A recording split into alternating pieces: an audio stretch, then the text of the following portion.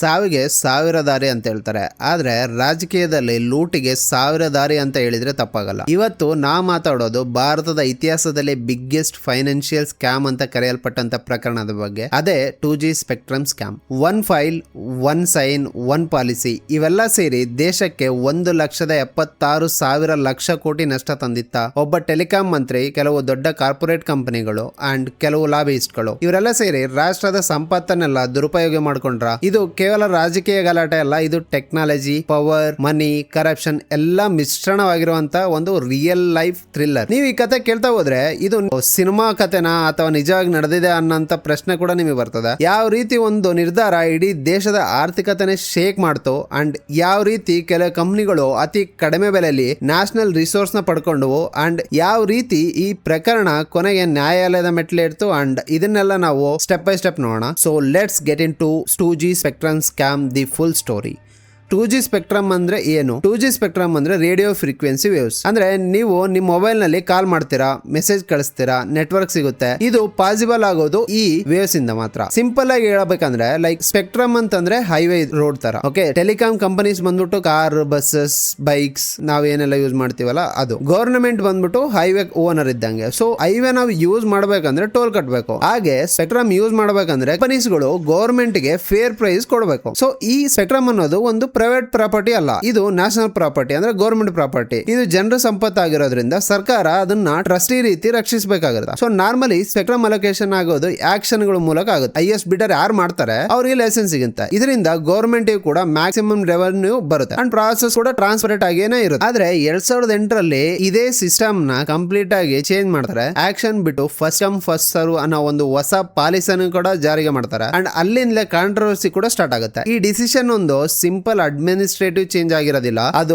ಮುಂದೆ ದೇಶದ ರಾಜಕೀಯ, ಆರ್ಥಿಕ, ನ್ಯಾಯಾಂಗ ವ್ಯವಸ್ಥೆನ ಶೇಕ್ ಮಾಡುವಂತ ಘಟನೆಗೆ ಕಾರಣವಾಗಿರುತ್ತೆ. 2000 ಈ ನಂತರ ಭಾರತದಲ್ಲಿ ಮೊಬೈಲ್ ರೆವಲ್ಯೂಷನ್ ಶುರುವಾಗುತ್ತೆ. ಏರ್ಟೆಲ್, ವೊಡಾಫೋನ್, ಐಡಿಯಾ, ರಿಲಯನ್ಸ್ ಎಲ್ಲವೂ ಕೂಡ ಮಾರ್ಕೆಟ್ ಗೆ ಬರ್ತಾರೆ. ಕಾಲ್ ಚೀಪರ್ ಆಗ್ತಾ ಹೋಗ್ತವೆ, ನೆಟ್ವರ್ಕ್ ಕವರೇಜ್ ಕೂಡ ಹೆಚ್ಚಾಗ್ತಾ ಹೋಗುತ್ತೆ ಅಂಡ್ ಮಿಡ್ಲ್ ಕ್ಲಾಸ್ ಜನಗಳಿಗೆ ಮೊಬೈಲ್ ಆಕ್ಸೆಸಿಬಲ್ ಕೂಡ ಜಾಸ್ತಿ ಆಗ್ತಾ ಹೋಗುತ್ತೆ. ಗವರ್ಮೆಂಟ್ ಗೆ ಟೆಲಿಕಾಂ ಸೆಕ್ಟರ್ ಒಂದು ಯೂಸ್ ರೆವೆನ್ಯೂ ಸೋರ್ಸ್ ಆಗಿ ಕೂಡ ಕನ್ವರ್ಟ್ ಆಗುತ್ತೆ. ಸೊ ನಾರ್ಮಲಿ ಏನಾಗಬೇಕು ಅಂದ್ರೆ ಸ್ಪೆಕ್ಟ್ರಮ್ ಅಲೋಕೇಶನ್ ಆಕ್ಷನ್ ಮೂಲಕ ಆಗಬೇಕು. ಅಂದ್ರೆ ಹೈಯೆಸ್ಟ್ ಬಿಡ್ಡರ್ ಗೆ ಲೈಸೆನ್ಸ್ ಸಿಗಬೇಕು ಅಂಡ್ ಇದರಿಂದ ಫೇರ್ನೆಸ್ ಅಂಡ್ ಟ್ರಾನ್ಸ್ಪರೆನ್ಸಿ ಕೂಡ ಮೇಂಟೈನ್ ಆಗುತ್ತೆ. ಆದ್ರೆ 2007 ಅಂಡ್ 2008 ಟೈಮ್ ಅಲ್ಲಿ ಈ ಎಂಟೈರ್ ಸಿಸ್ಟಮ್ ನ ಕಂಪ್ಲೀಟ್ ಆಗಿ ಚೇಂಜ್ ಮಾಡಲಾಗುತ್ತೆ. Experts, economist and opposition parties ಎಲ್ಲರೂ ಕೂಡ ಈ ಚೇಂಜ್ ನ ಪ್ರಶ್ನೆ ಮಾಡಕ್ ಸ್ಟಾರ್ಟ್ ಮಾಡ್ತಾರೆ. ಅವ್ರು ಏನಂತ ಆರ್ಗ್ಯೂ ಮಾಡ್ತಾರೆ ಅಂದ್ರೆ ಏನಕ್ಕೆ ನೀವು ಇಷ್ಟು ಚೀಪ್ ಆಗಿ ಕೊಡ್ತೀರಾ, ಏನಕ್ಕೆ ಆಕ್ಷನ್ ಮಾಡದೇನೆ ಕೊಡ್ತೀರಾ ಅಂತ. ಆದ್ರೆ ಗವರ್ಮೆಂಟ್ ಇದನ್ನ ಇಗ್ನೋರ್ ಮಾಡುತ್ತೆ ಅಂಡ್ ಹೊಸ ಪಾಲಿಸಿನ ಜಾರಿಗೆ ಕೂಡ ತಂದ್ಬಿಡುತ್ತೆ.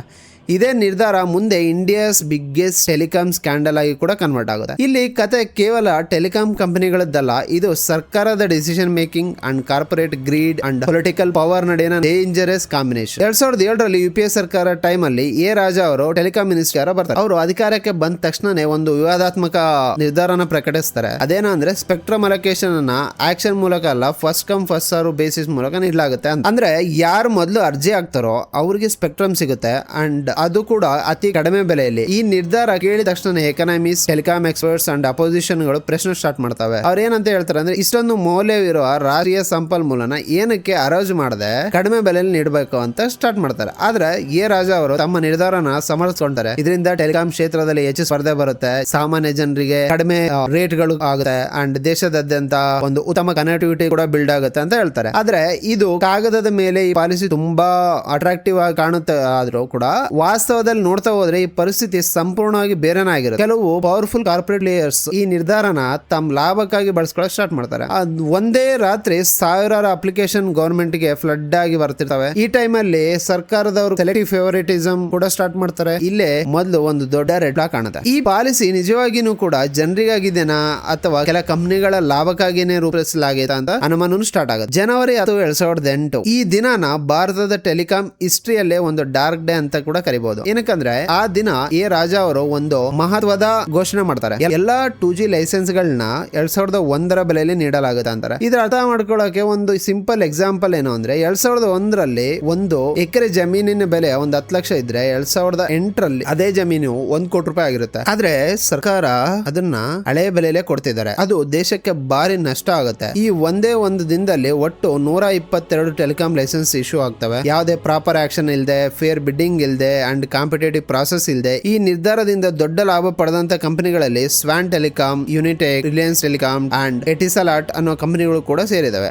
ಆದ್ರೆ ಇಲ್ಲಿ ಶಾಕಿಂಗ್ ವಿಷಯ ಏನಂದ್ರೆ ಈ ಕಂಪನಿಗಳಲ್ಲಿ ಕೆಲವು ಕಂಪನಿಗಳಿಗೆ ಟೆಲಿಕಾಂ ಬಿಸ್ನೆಸ್ ನಲ್ಲಿ ಯಾವುದೇ ಅನುಭವನೇ ಇರೋದಿಲ್ಲ, ಆದ್ರೂ ಕೂಡ ಅವರು ಸಾವಿರಾರು ಕೋಟಿ ಮೌಲ್ಯದ ಸ್ಪೆಕ್ಟ್ರಮ್ ತಗೊಳ್ತಾರೆ. ಇದನ್ನ ನೋಡಿದ ತಕ್ಷಣವೇ ಮೀಡಿಯಾ ಅಂಡ್ ಅಪೋಸಿಷನ್ ಪಾರ್ಟಿಗಳು ಕೂಡ ತೀವ್ರವಾಗಿ ಪ್ರಶ್ನೆ ಮಾಡಕ್ ಸ್ಟಾರ್ಟ್ ಮಾಡ್ತವೆ. ಇಲ್ಲಿಂದ ದೊಡ್ಡ ವಿವಾದನೆ ಬುಗಿಲೇಳುತ್ತೆ ಅಂಡ್ ಮುಂದೆ ಇದೇ ಪ್ರಕರಣಕ್ಕೆ ಇಂಡಿಯಾಸ್ ಬಿಗ್ಗೆಸ್ಟ್ ಸ್ಕ್ಯಾಮ್ ಅಂತ ಕೂಡ ಹಣಪಟ್ಟೆ ಸಿಗುತ್ತೆ. ಇಲ್ಲಿ ಕತೆ ಇನ್ನ ದೊಡ್ಡ ತಿರುವು ತಗೊಳುತ್ತೆ ಅಂಡ್ ಅದರ ಕೇಂದ್ರದಲ್ಲಿ ನಿಲ್ಲೋದು ಸ್ವಾನ್ ಟೆಲಿಕಾಂ. ಈ ಸ್ವಾನ್ ಟೆಲಿಕಾಂ ಅನ್ನೋ ಕಂಪನಿ 2G ಸ್ಪೆಕ್ಟ್ರಮ್ ಸಿಕ್ಕ ಕೆಲವೇ ದಿನಗಳಲ್ಲಿ ಕಂಪನಿ 45% ಸ್ಟಾಕ್ ನ ಇವೇ ಮೂಲದೊಂದು ಎಟಿಸಲಾಟ್ ಅನ್ನೋ ಕಂಪನಿಗೆ ಸುಮಾರು 4,500 ಕೋಟಿ ರೂಪಾಯಿ ಮಾರುತ್ತೆ. ಆಗ ಸಹಜವಾಗಿ ಒಂದು ಪ್ರಶ್ನೆ ಎಲ್ಲರ ಮನಸ್ಸಲ್ಲಿ ಬರುತ್ತೆ, ಈಗ ಸ್ಪೆಕ್ಟ್ರಮ್ ನಿಜವಾಗಿ ಅಷ್ಟು ಕಡಿಮೆ ಬೆಲೆಯದಾಗಿದ್ರೆ ಎಟಿಸಲಾಟ್ ಎಂಬ ಒಂದು ಕಂಪನಿ ಅಷ್ಟು ದೊಡ್ಡ ಮತಕ್ಕೆ ಕೊಂಡ್ಕೊಳ್ಳಕ್ಕೆ ಏನಕ್ಕೆ ಸಿದ್ಧ ಆಗೈತೆ ಅಂತ. ಇನ್ನೊಂದು ಇದೇ ಕಾರಣಕ್ಕೆ ಮಾಧ್ಯಮ ಅಂಡ್ ಎಕನಾಮಿಸ್ಟ್ ಕೂಡ ಈ ಪ್ರಕರಣನ ಈ ಭ್ರಷ್ಟಾಚಾರನೇ ಅಂತ ಕರೆಯಕ್ಕೆ ಸ್ಟಾರ್ಟ್ ಮಾಡ್ತಾರೆ. 2010ರಲ್ಲಿ CAG ರಿಪೋರ್ಟ್ ಬರುತ್ತೆ. ಈ ರಿಪೋರ್ಟ್ ಅಲ್ಲಿ ಸರ್ಕಾರಕ್ಕೆ ಸುಮಾರು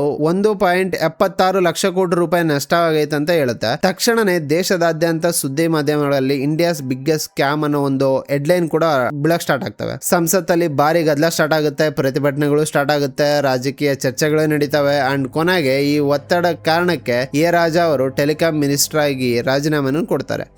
ಈ ಪ್ರಕರಣನ CBI ಅಂದ್ರೆ ಸೆಂಟ್ರಲ್ ಬ್ಯೂರೋ ಆಫ್ ಇನ್ವೆಸ್ಟಿಗೇಷನ್ ತನಿಖೆ ತೆಗೆದುಕೊಳ್ಳುತ್ತೆ. ತನಿಖೆ ಮುಂದುವರೆದಂತೆ ಹಲವಾರು ಶಾಕಿಂಗ್ ವಿಷಯಗಳು ಕೂಡ ಹೊರಗೆ ಬರ್ತಾ ಹೋಗ್ತವೆ. ಕೆಲವು ಅರ್ಜಿಗಳು ಹಿಂಭಾಗದ ದಿನಾಂಕಕ್ಕೆ ಬ್ಯಾಕ್ ಡೇಟ್ ಮಾಡಲಾಗಿರುತ್ತೆ. ಕೆಲವು ಕಂಪ್ನಿಗಳಿಗೆ ವಿಶೇಷವಾಗಿ ಇಂಪಾರ್ಟೆನ್ಸ್ ಕೂಡ ಮಾಡಿಕೊಟ್ಟಿರ್ತಾರೆ ಅಂಡ್ ಅರ್ಹತೆ ಇಲ್ಲದ ಕಂಪ್ನಿಗಳು ಕೂಡ ಸ್ಪೆಕ್ಟ್ರಮ್ ಕೊಟ್ಬಿಟ್ಟಿರ್ತಾರೆ. ರಾಜಕಾರಣಿಗಳು ಅಂಡ್ ಕಾರ್ಪೊರೇಟ್ ಕಂಪನಿಗಳ ನಡುವೆ ಒಳಸಂಚು ನಡೆದಿರಬಹುದು ಎಂಬ ಅನುಮಾನಗಳು ಕೂಡ ಎಲ್ಲಾ ಕಡೆಯಿಂದ ಬಲವಾಗ್ತಾ ಹೋಗ್ತವೆ. ಈ ಪ್ರಕರಣದಲ್ಲಿ ಪ್ರಮುಖ ಹೆಸರುಗಳಾಗಿ ಎ ರಾಜಾ, DMK ಸಂಸದಾದಂತ ಕಾಣಿಮೋಜಿ ಅನ್ನೋ ಇನ್ನೊಬ್ರು ಅಂಡ್ ರಾಜಾ ಅವರ ಮಾಜಿ ಖಾಸಗಿ ಕಾರ್ಯದರ್ಶಿ ಅಂಡ್ ಯುನಿಟೆಕ್ ಅಂಡ್ ಸ್ವಾನ್ ಟೆಲಿಕಾಂ ಕಂಪನಿಗಳ ಹಿರಿಯ ಅಧಿಕಾರಿಗಳು ಕೂಡ ಕಾಣಿಸ್ಕೊಳ್ತಾರೆ. CBI ಚಾರ್ಜ್ ಶೀಟ್ ಸಲ್ಲಿಸದೆ ಕೆಲವು ಪ್ರಮುಖ ಆರೋಪಿಗಳನ್ನ ಬಂಧಿಸ್ತಾರೆ ಅಂಡ್ ವಿಶೇಷ CBI ನ್ಯಾಯಾಲಯದಲ್ಲಿ ವಿಚಾರಣೆ ಕೂಡ ಆರಂಭ ಆಗುತ್ತೆ. ಸಾರ್ವಜನಿಕರಿಗೆ ದೊಡ್ಡ ರಾಜಕಾರಣಿಗಳು ಶಿಕ್ಷೆ ಅನುಭವಿಸ್ತಾರೆ ಅಂತ, ಆದ್ರೆ ಕಾಲಕ್ರಮೇಣ ಈ ಪ್ರಕರಣದ ಸಾಕ್ಷಿಗಳು ಕೂಡ ಕಡಿಮೆ ಆಗ್ತಾ ಹೋಗುತ್ತೆ ಅಂಡ್ 2012ರಲ್ಲಿ ಈ ಪ್ರಕರಣ ಸುಪ್ರೀಂ ಕೋರ್ಟ್ ಮೆಟ್ಲೇರುತ್ತೆ. ನ್ಯಾಯಾಲಯ ಬಹಳ ಗಂಭೀರವಾಗಿ ಈ ವಿಷಯನ ಪರಿಶೀಲಿಸಿ ಫಸ್ಟ್ ಕಮ್ ಫಸ್ಟ್ ಸರ್ವ್ ನೀತಿಯೇ ಅಸಂವಿಧಾನಿಕ ಅಂತ ತೀರ್ಪು ಕೂಡ ನೀಡುತ್ತೆ. ಇದೊಂದು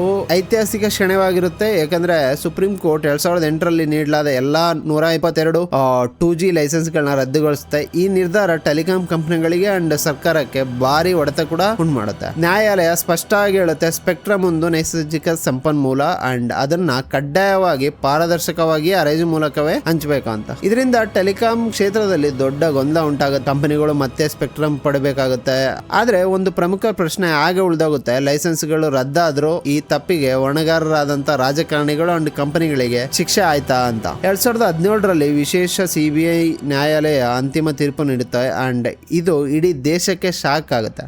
ಏನಕ್ಕಂದ್ರೆ ಎ ರಾಜಾ, ಕೋನಿಮೋಜಿ ಸೇರಿದಂತೆ ಎಲ್ಲಾ ಆರೋಪಿಗಳನ್ನ ನಿರ್ದೋಷಿಗಳೆಂದು ಕೂಡ ಘೋಷಿಸ್ತಾರೆ. ನ್ಯಾಯಾಲಯ ಏನು ಹೇಳುತ್ತೆ ಅಂದ್ರೆ CBI ಆರೋಪಿಗಳ ವಿರುದ್ಧ ಸಾಕಷ್ಟು ದೃಢವಾದ ಸಾಕ್ಷ್ಯಗಳನ್ನು ಸಾಬೀತುಪಡಿಸಲು ವಿಫಲವಾಗಿದೆ. ಸಾಕ್ಷಿಗಳ ಹೇಳಿಕೆಗಳಲ್ಲಿ ವ್ಯತ್ಯಾಸ, ದುರ್ಬಲ ಸಾಕ್ಷ್ಯಗಳು ಅಂಡ್ ತನಿಖೆಯಲ್ಲಿನ ಪ್ರಕ್ರಿಯಾತ್ಮಕ ತಪ್ಪುಗಳು ಈ ತೀರ್ಪಿಗೆ ಕಾರಣವಾಗಿರುತ್ತವೆ. ಇದೆಲ್ಲದರಿಂದ 2G ಸ್ಪೆಕ್ಟ್ರಮ್ ಸ್ಕ್ಯಾಮ್ ನಮಗೆ ಬಹಳ ಮಹತ್ವದ ಪಾಠಗಳನ್ನು ಕೂಡ ಕಲಿಸುತ್ತದೆ. ಮೊದಲನೇದಾಗಿ ಸ್ಪೆಕ್ಟ್ರಮ್ ನಂತ ರಾಷ್ಟ್ರೀಯ ಸಂಪನ್ಮೂಲಗಳನ್ನ ಯಾವಾಗ್ಲೂ ಪಾರದರ್ಶಕವಾಗಿನೇ ಅರೇಜ ಮೂಲಕವಾಗಿ ಹಂಚಬೇಕಂತ ಕೂಡ ಸ್ಪಷ್ಟವಾಗುತ್ತೆ. ಎರಡನೇದಾಗಿ CAG, CBI and supreme court ಅಂತ ಸಂಸ್ಥೆಗಳ ಬಲಿಷ್ಠ ಪಾತ್ರ ಪ್ರಜಾಪ್ರಭುತ್ವಕ್ಕೆ ಎಷ್ಟು ಅಗತ್ಯ ಎಂಬುದು ಕೂಡ ತಿಳಿಸ್ಕೊಡುತ್ತೆ. ಈ ವಿಡಿಯೋ ನಿಮ್ಗೆ ಇಷ್ಟ ಆದ್ರೆ ಲೈಕ್ ಮಾಡಿ, ಶೇರ್ ಮಾಡಿ, ಸಬ್ಸ್ಕ್ರೈಬ್ ಮಾಡಿ.